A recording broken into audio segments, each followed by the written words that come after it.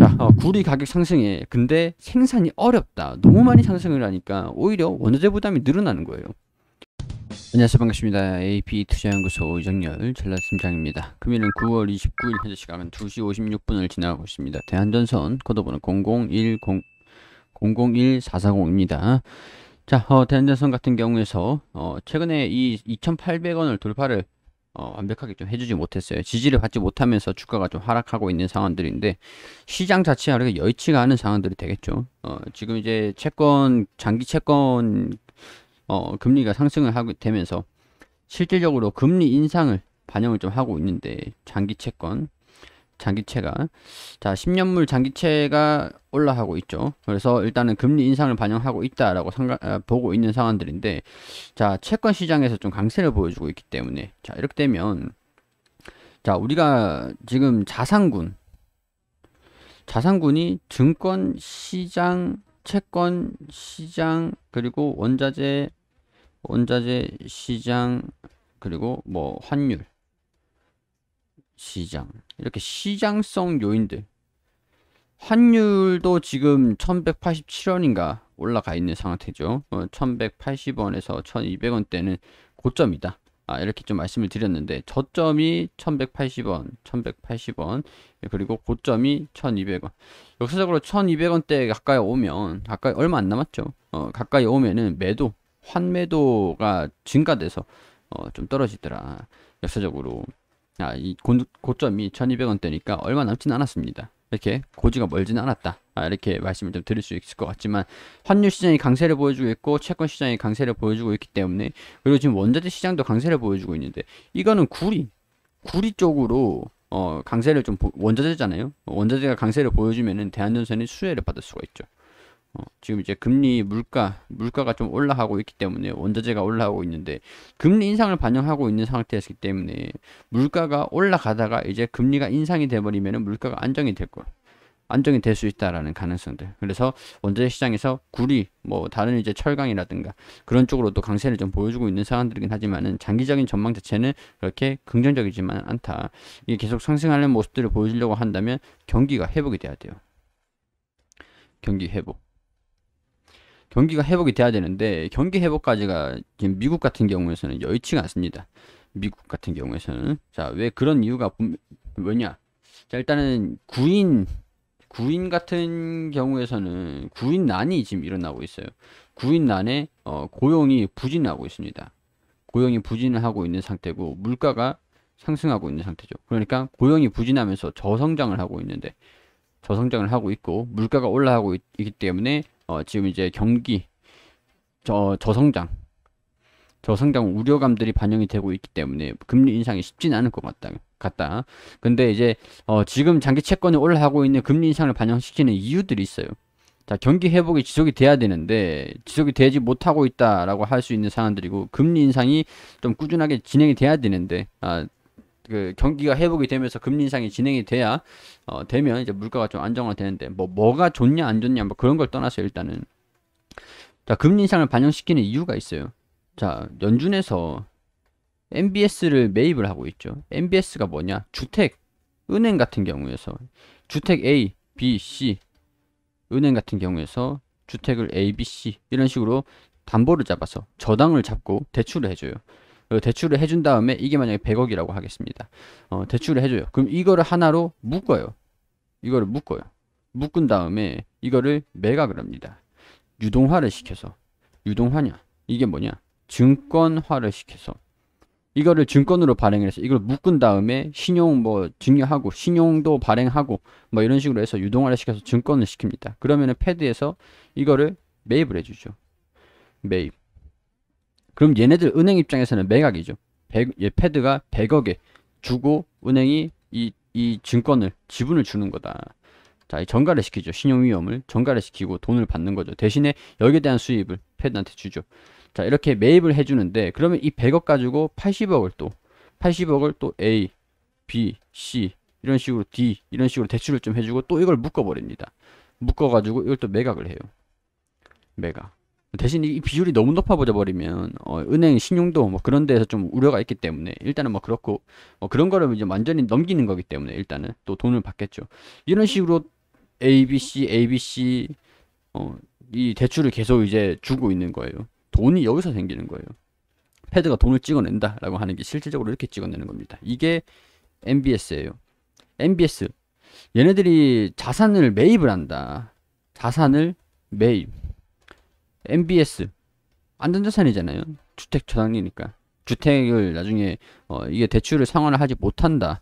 금리가 인상되면 금리 부담 때문에 대출을 상환을 하든가 아니면 대출을 상환하지 못하면은 이게 경매가 되겠죠. 그렇게 되면은 터지는 게 부동산 가격이 최고치에 오르고 있기 때문에 버블이 있는데 이거를 파산을 하게 되고 이렇게 되면은 경매가 쏟아지겠죠. 경매를 한 다음에 선순위로 가져가겠죠. 이렇기 때문에 이게 상대적으로 안전자산이라는 거죠. 금리가 인상되면 어떻게 되죠? 이자 수익이 늘어나죠. 돈을 빌려준 사람 입장에서는 이자 수익이 늘어나고 돈을 빌린 사람 입장에서는 이자 부담이 늘어나잖아요. 부담. 자, 이런 상황에서 이 자산을 매입을 하는 게 패드가 이 자산 매입을 축소를 시킨다. 원래는 이 정도 자산을 매입하다가 이 정도로 축소시키고 이 정도로 축소시키고 이 정도로 축소시키고 자, 이렇게 점진적으로 축소를 시키는 게 테이퍼링이라고 해요. 그래서 일단 이 테이퍼링을 진행을 한다.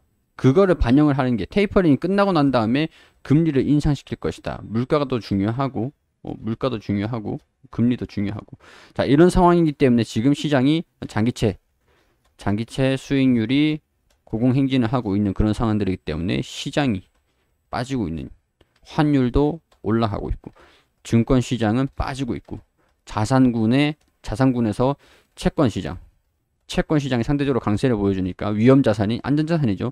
위험자산인 증권 시장은 떨어지고 있는 그런 상황들이 되겠죠. 자, 그렇기 때문에 시장 자체는 여의치는 않은 상황들입니다. 여의치는 않아요. 근데 물가가 올라가고 있죠. 일단은 나중에 금리 인상되면 떨어지지 뭐 그런 거는 모르겠지만은 일단은 물가가 올라가고 있어요. 대한전선 입장에서는 구리 가격이 올라가면은 제가 1분기에 예를 들어서 전선을 납품을 하겠다고 계약을 했다고 합시다. 그러면은 3분기에 이 1분기 가격보다 3분기 구리 가격이 더 올랐어요. 이때는 1,000원이었는데 뭐 100g당 1,000원이었는데 나중에 되니까 100g당 1,500원인 거예요. 이해되시죠? 1,500원이면은 이 가격에 이때 납품 계약을 했지만 이 가격에 실적으로 납품을 하고 이 가격을 받는 거예요. 이때 계약을 했지만 구리 가격이 계약을 한 다음에 올라도 이 가격을 반영을 하는 거기 때문에 긍정적인 요인들이다. 이 대한전선 입장에서는 자, 구리 가격 상승에 근데 생산이 어렵다. 너무 많이 상승을 하니까 오히려 원자재 부담이 늘어나는 거예요. 생산을 하려고 하니까 구리 가격이 너무 올라서 20%나 올라 버려가지고 이거를 더 사기에는 재무적인 부담이 있다. 이게 우려감이 반영이 좀 된 상황들이기도 할 것 같아요.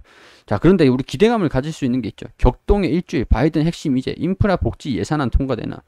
인프라 전선 통신망 이런 것들. 자, 이런 것들 다리, 철도, 뭐 광대역, 수도 다 전선 들어가잖아요. 도로, 다리 이런 거 다 전선 들어가잖아요. 전선이 들어가기 때문에 인프라가 예산안이 통과가 된다라고 한다면 뭐 필리버스터 뭐 이런 얘기들이 좀 있는 상황들이긴 하지만 통과가 될 가능성들이 높다라고 보긴 합니다. 자, 일단 여기서 예산 전쟁이 본격화된다. 순환 여무 가를 중대 국면에 임박했다. 기대감과 동시에 우려감들이 반영할 수 있는 거죠. 기대감과 동시에 우려감. 자, 대한전선 같은 경우는 미국의 인프라 투자 그런 거에서 수혜를 받을 수 있는 기업이기도 하잖아요. 그래서 일단은 반등은 좀 나온 121선에서 지지 구간에서 반등은 나온 모습인 것 같아요. 여기 121선이 여기죠.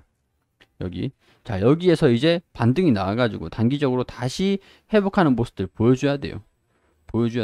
여기서 여기 61선까지 적어도 반등이 나와가지고 아니면 자리를 잡고 반등이 나오든가 회복하는 모습들을 보여줄 필요가 있습니다. 자, 오늘 같은 경우에서는 외국인들이 매수를 하고 있는 모습들, 기관도 매수를 유지를 하고 있는 모습들, 뭐 기관은 매도로 전환될 수도 있을 것 같아요. 장 끝나면. 자, 이런 것들 참고로 하셔가지고 대한전선 그리고 시장이 굉장히 좀 어려운 상황들이기 때문에 하락하는 종목들이 굉장히 많아요. 근데 그런 와중에서 대한전선이 양봉을 나타내고 있지만 결국에는 0.6% 빠진 그런 흐름들이라서 시장 흐름들, 우리 장 초반에 하락 출발한 그런 이유들이 있겠죠. 그런 것들을 참고를 하셔가지고 보시면 좋을 것 같다라는 말씀 드리면서 자, 이런 것들 브리핑을 드리면서 투자에 대한 판단은 여러분들이 직접 해주시기를 당부드리도록 하겠습니다. 그리고 검색창에 AP투자연구소를 검색하시면 홈페이지가 나옵니다. 홈페이지 오시면 라이브 깜빡깜빡거리는데 밑에 2021년 무료 추천 종목이 있습니다. 김효재 소장님께서 매일매일 종목들 안내 드리고 있는 것들이 무료로 추천드리고 있는 게시판들이 확인이 되시죠?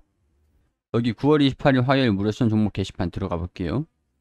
무료 추천 종목 공지사항 반드시 읽어보시고, 장전 같은 경우에서는 뉴욕 증시가 어떻게 진행이 되고 있는지, 우리가 어떤 요인들로 증시가 움직일 것인지, 영향을 받을 것인지 설명을 드리고 있고요. 그리고 9시가 되면 종목들 추천드리고 있습니다. 9시 SH에너지화 현재가 1100원, 1차목표가 1135원, 손절가 1040원으로 대응하시고, 9시 1분 이현제약 현재가 57,500원, 1차목표가 59,300원, 손절가 54,200원. 그리고 9시 2분에 켄트로스 현재가 13,700원, 1차 목표가 14,100원, 그리고 손절가 12,500원으로 대응하시라고 세 종목 추천드렸습니다. 자, 그리고 장중에 1차 목표가 달성을 한 종목들은 차트와 호가 이렇게 올려드리면서 설명을 드리고 있고요. 어떤 종목들 수익을 냈고 어떤 종목들이 보유 중인지 실시간으로 댓글로 이렇게 올려드리면서 브리핑을 다 드리고 있습니다. 그리고 장이 종료가 되면은 그날 추천드린 종목들이 어떤 움직임들을 보여줬는지 이렇게 결산을 통해서 안내를 드립니다. 모든 종목들이 수익이 날 수는 없지만 종목들 추천을 드린 것들을 보면 내역들도 이렇게 언제 며칠 어떤 종목 드렸는지 다 이렇게 올려드리고 있거든요. 대부분의 종목들이 무조건 전부 다 100% 수익은 날 수는 없습니다. 그렇기 때문에 손절가 목표가 지켜주시라고 말씀을 드리는 것들이 되겠죠.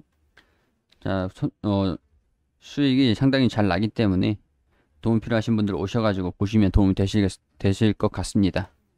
자, 그리고 테마주 검색기 있습니다. 어떤 테마들이 강세를 보여주고 있는지, 어떤 종목들이 올라가고 있는지 이렇게 실시간으로 전부 다 확인할 수 있는 어플리케이션이고 PC 프로그램이 있는데, 오셔가지고 여기 안드로이드 버전, 아이폰 버전, 그리고 PC 버전 있으니까 다운받으셔가지고 사용하시면 좋겠습니다. 이런 것들은 전부 다 무료로 제공을 해드리고 있으니까 홈페이지에 놀러 오세요. VIP 회원도 모집을 하고 있으니 필요하신 분들 1833-6014로 연락 주시면은 친절하게 안내 도와드리도록 하겠습니다.